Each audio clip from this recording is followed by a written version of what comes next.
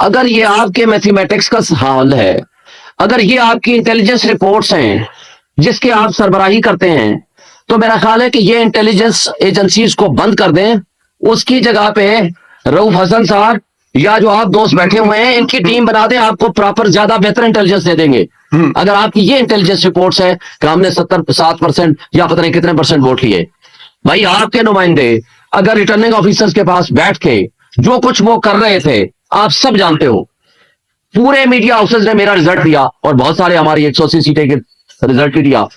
वो ईएमसी का रिकॉर्ड आज भी वो हमें नहीं दे रहे, कोर्ट के ऑर्डर के बावजूद। वहां से जो रिजल्ट जाता था प्रिजाइडिंग ऑफिसर्स का, इलेक्शन कमीशन मीडिया हाउसेस में दे रहा था, वहां से हम जीत रहे थे। रात के 12 बजे वो चीफ इलेक्शन कमिश्नर जो सहूलतकारी करता है मुस्लिम लीग नून की और लंदन एग्रीमेंट की, वो रात को 12 बजे कहीं चला जाता है। ये भी आपने हमें बताया, हम तो नहीं थे वहां मौजूद। इसलिए मैं कहता हूं आपकी इंटेलिजेंस बहुत स्ट्रांग है। वो किसी मखसूस जगह पे जाते हैं और जब 3 घंटे बाद वापस आते हैं तो रिजल्ट पहले रुक जाता है और उसके बाद चेंज होना शुरू हो जाता है।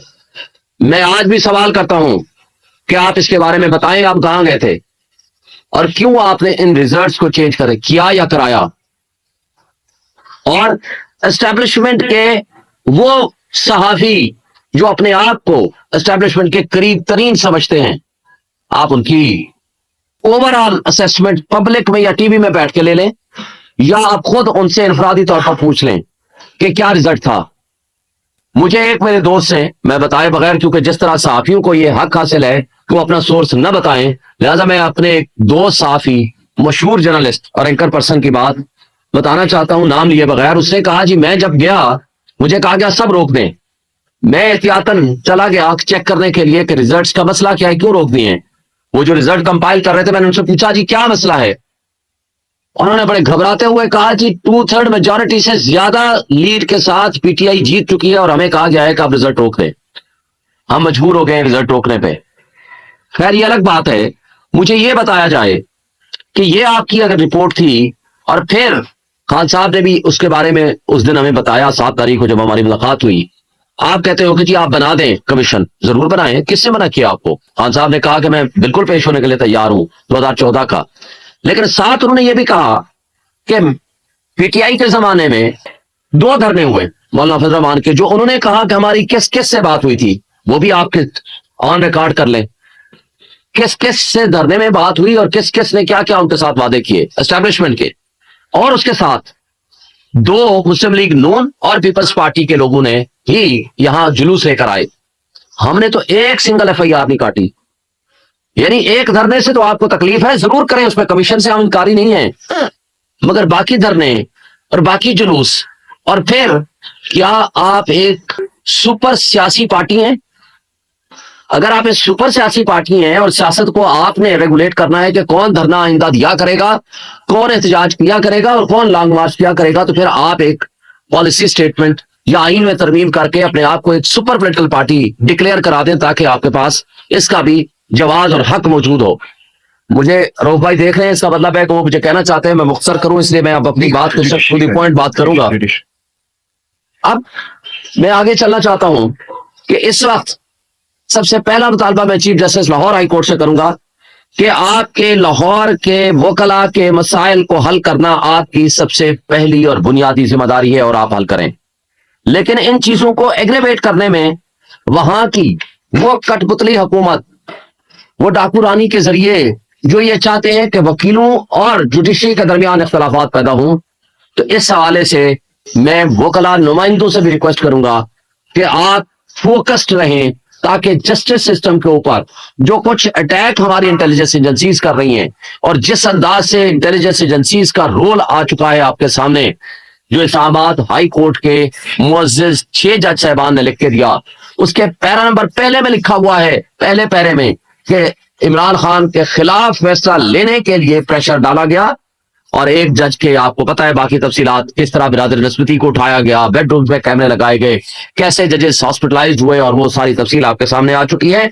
और आज सारी हाई कोर्ट्स और लोअर जुडिशरी ये लिख के दे चुके हैं, सुप्रीम कोर्ट में आपके सामने है कि आज ये ओपन सीक्रेट है कि इंटेलिजेंस एजेंसीज दबाव डालती हैं सियासी केसेस में ताकि अपने मकासद हासिल कर सकें और अपने जो उनके मुखालिफ हैं मकसद यानी पीटीआई उनके खिलाफ फैसले ले सकें। क्योंकि और तो पॉलिटिकल पार्टी तो कोई उनका मुखालिफ उनके बकौल कोई नहीं है, क्योंकि बाकियों को तो उन्होंने गोद लिया हुआ है, उन रिजेक्टेड अफराद को कठपुतलियों की सूरत में हमारे ऊपर मुसल्लत किया हुआ है। हारने के बावजूद उनको फॉर्म 47 के जरिए यहां ला बिठाया गया है, जिसकी ताजा तरीन मिसाल वो अनवारुल हक काकड़ साहब, वो लियाकत चट्ठा, कमिश्नर रावलपिंडी, वो निसार चीमा साबिक एमएनए मुस्लिम लीग नून, वो मुस्तफा MQM के कामरान टेसूरी, इन सब की स्टेटमेंट्स को अगर आप यकजा करेंगे तो आपको समझ आ जाएगी कि जनाब यहां सिर्फ दाल में कुछ काला नहीं है, दाल ही सारी काली हो चुकी है। मगर इस सब कुछ के बावजूद सिर्फ एक शख्स को ये चीजें नजर नहीं आती, वो है हमारे चीफ जस्टिस ऑफ पाकिस्तान। ना उनको ये नजर आया कि हमें लेवल प्लेइंग फील्ड में नहीं मिल रही, ना उनको ये नजर आया कि हमारे कागजात नामजदगी छीने जा रहे हैं, ना उनको ये नजर आया कि हमारे इंटर पार्टी इलेक्शंस जो हैं वो दुरुस्त हुए हैं। वो कहते हैं नहीं दुरुस्त नहीं हुए। पाकिस्तान के कॉन्स्टिट्यूशन को उन्होंने एक पार्टी के कॉन्स्टिट्यूशन के ताबे कर दिया और उनके बकौल ये रिटर्निंग ऑफिसर्स जिन्होंने ये इलेक्शन कराने हैं या कराए थे वो फरिश्ते हैं, जुडिशरी के जरिए इलेक्शन नहीं होंगे। इस सब कुछ के बावजूद में और इलेक्शन कमीशन की वो तमाम तर हरकतों के बावजूद जो कुछ उन्होंने की, लेकिन आज भी एतराज उनको अगर है तो पीटीआई के इंट्रा पार्टी इलेक्शंस के ऊपर है, और जो किरदार उन्होंने खुद अदा किया है इन इलेक्शंस में वो उनको जरा बराबर भी नजर नहीं आ रहा। ये उसी तरह की बात हुई, कमीशंस के बारे में बड़ी तफसील के साथ आपको बता दिया।